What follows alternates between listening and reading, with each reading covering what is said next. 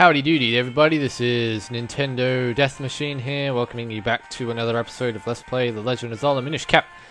Right, so in the last episode, we finished up the Deepwood Shrine, and in this episode we are going to go and speak to the Elder, because apparently that is what we are supposed to be doing right now. And I don't know why I'm speaking in this weird tone of voice.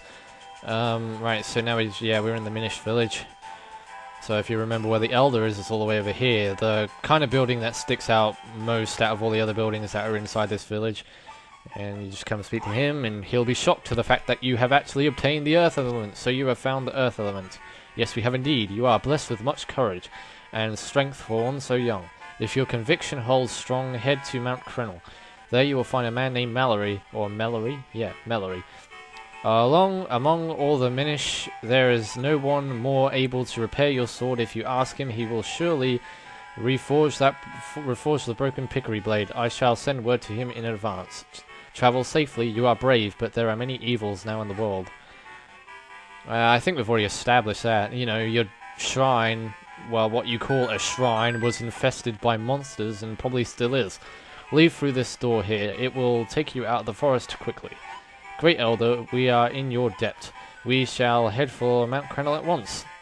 Yes, let us make haste. But first, we are not going to be heading off to Mt Crenel, because there are some things that we need to do before we actually head off over there, such as go and visit town, and probably do some side questy stuff, because there's a lot of side questy stuff we need to do.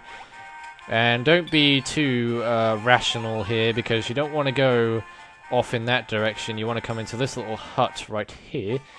And yeah, you can actually go inside these and you'll find a pickery. Usually just one pickery in these kind of houses. You don't normally find two in here, in these kind of houses anyway. Green clothes and a mystical hat. Sir, would you by chance be Elvis? So you think Elvis Presley has a mystical hat? Man, you must be on some magic mushrooms or something. The one who found the Earth Element. Surely you are. I have heard so many tales about you. I am Bellery, researcher of antiquities. I am also, well, a bit of an inventor. You know, you won't be able to get back to town due to all the... Did that say debris? Yeah, I think so. Here, I have something that might come in handy. So there we go, we got ourselves a bomb bag, and it has 10 bombs in it. Now you can blow lots of stuff. Right, so yeah, you actually do get a lot of bomb bags in this game, surprisingly, and you get a lot of rupee bags in this game too. I was really shocked and surprised of how many bomb bags you get and how many rupee bags you get. It's just like ridiculous.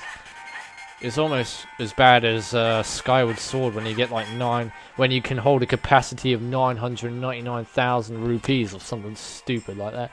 Yeah. Holder of the sacred powers, we grant you the power of wind. These things will become more important later, but there's no point in describing it right now because you wouldn't have a clue about what I'm saying even if I do. Whoa, it blew up. Hey kid, look at where that stone used to be. There's some strange symbol on the ground. Yes, of course. Why, that must be... Well, I haven't the foggiest, to be honest. Well, yeah, those things will become more important later. There'll be no use in me explaining it right now unless you already know... Unless, of course, you've obviously played the game before, then you obviously will know what those symbols represent. Right, so let's get our bombs out and blow this debris away. Debris, be gone! Alright, mystery shell, sweet. Yeah, you can actually find mystery shells in bushes and rocks and things, so you don't have to, just find them in chests. You can pretty much find them anywhere. So, if you just go slashing bushes, you want to go mystery shell hunting, grinding, you can go ahead and do that to your own leisure. And, well, wow, what do you know? We've got ourselves a bombable wall here. Let's blow this open and see what's inside. I think there's just rupees in here, actually, to be honest with you. Nothing too important. But there are a lot... Oh, no, it's not rupees, it's actually mystery shells. Right, so... yeah, we have 52 of those. Wish you can actually get quite a lot of figurines from that, to be honest with you, at this stage of the game. But I'm not even sure we can actually go to the figurine shop just yet. We might be able to. If we do get that chance and opportunity, I'll go ahead and show you where you can buy figurines from. But it's in the town centre, obviously. It wouldn't be anywhere else. Because like all the main attractions are obviously in the town center, right? Let's have a look at our map here and see. Well, considering we haven't unlocked many areas at the moment, the symbols that are on the map screen right now are where the dungeons are. Right, so we want to get to town. Town's not really that far away, so we can just walk up there. We really have no choice of the matter, do we? Right, so yeah, if you blow this up here, you get a little shortcut, so then you don't have to walk all the way around to get to this side. Which is kind of handy, actually. You know, now that we've got bombs.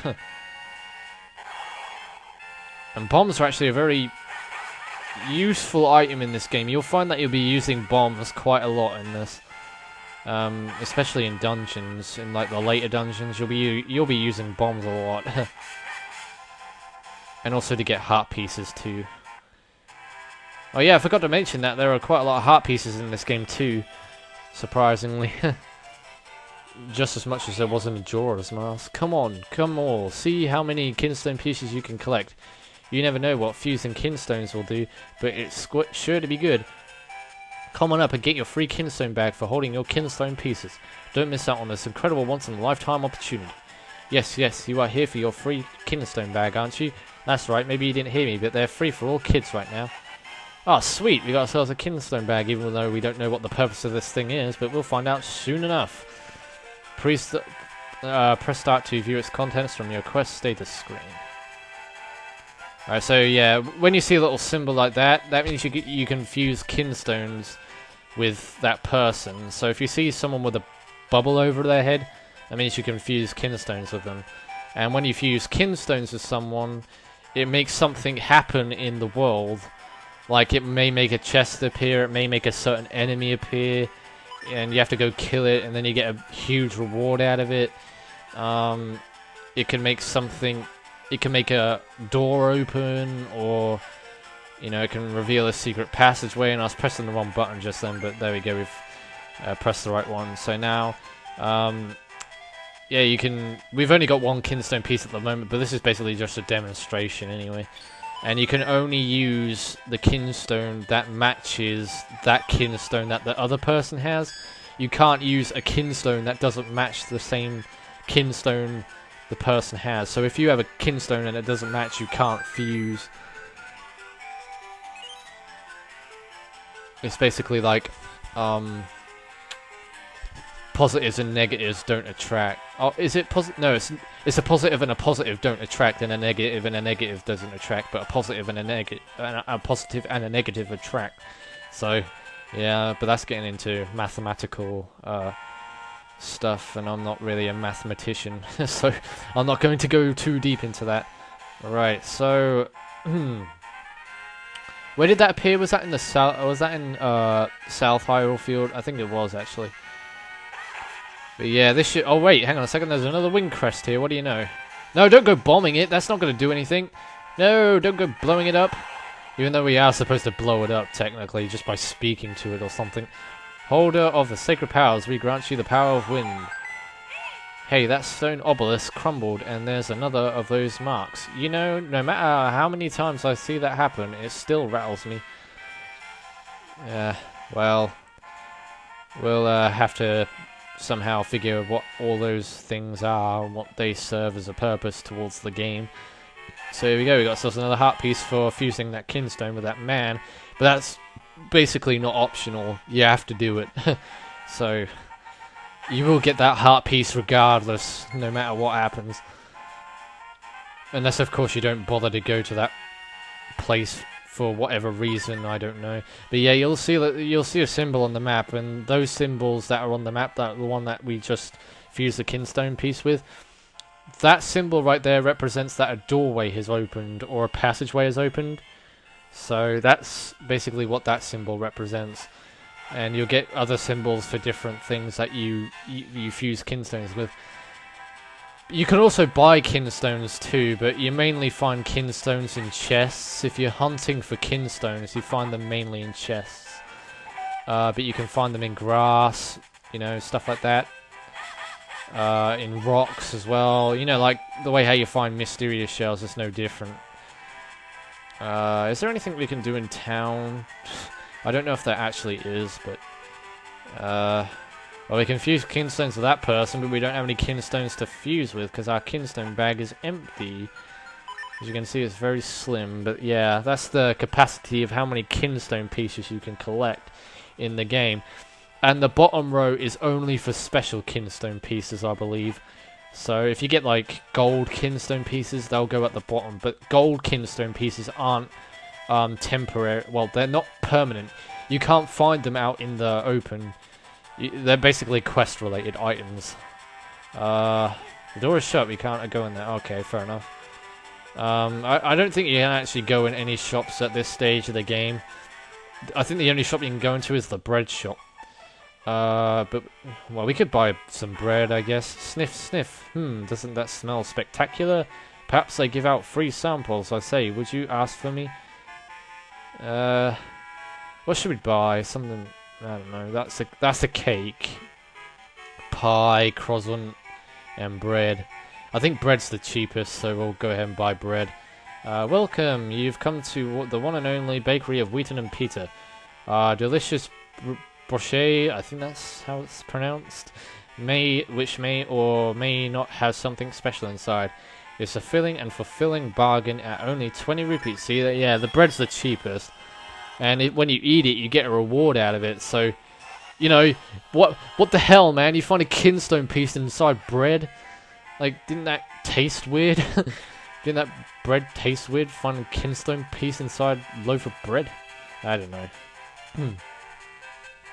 And yeah, this is basically your town shop here. I think you can go in here as well, because there are some shops you can go in, some shops you can't.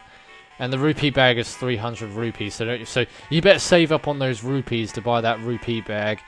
And mysterious shells, 30 mysterious shells, believe it or not, costs 300 rupees. Yes, 30 mysterious shells cost 300 rupees. I know, rip-off, but... And you have to do a lot of rupee grinding, which... Yeah... If you want to get figurines, basically... That's what I'm saying, you don't want to have to open all the chests, because if you open all the chests, and there are no more chests left with mysterious shells, you're going to have to go grinding for rupees. And honestly, grinding for rupees in this game can be very hard. And the best way I found of grinding for rupees in this game so far is by doing the chicken minigame. By doing the last round of the chicken minigame, because you win like, I think it's 150 rupees each time you do it. And I'm running around in circles here and not actually doing what I'm supposed to be doing. But what you're supposed to do is you're supposed to come in here and do some training. I am Swiftblade, finest swordsman in all of Hyrule. If you train with me, I guarantee that you will increase your skill dramatically. So, would you like to train here? Yeah, sure, give us a lowdown. We shall start with the most basic of all techniques. I shall teach you the spin attack. First, press and hold your sword button. Second, build up enough power. Third, release your destructive might. That's all, young swordsman. Do you understand? Yeah, it's pretty basic rules, you know. Haha, very good. You are a very quick student. But one must feel the technique, not just hear about it. That's why I will now possess your body so as to demonstrate the technique. I call this the Swiftblade switcheroo technique of training. What's this? Ah, switcheroo! So yeah, this is basically, you know, the spin attack. A common attack that you can use in most Zelda games. Phew, now you must try it yourself. Press and hold your sword button, build up enough power, then release your destructive might. That's all there is to it. Alright, okay, here we go.